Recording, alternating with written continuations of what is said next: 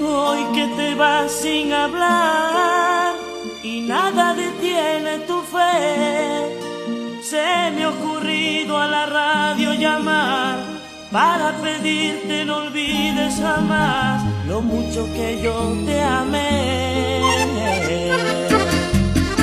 No hay nada que perdonar, siempre te comprenderé.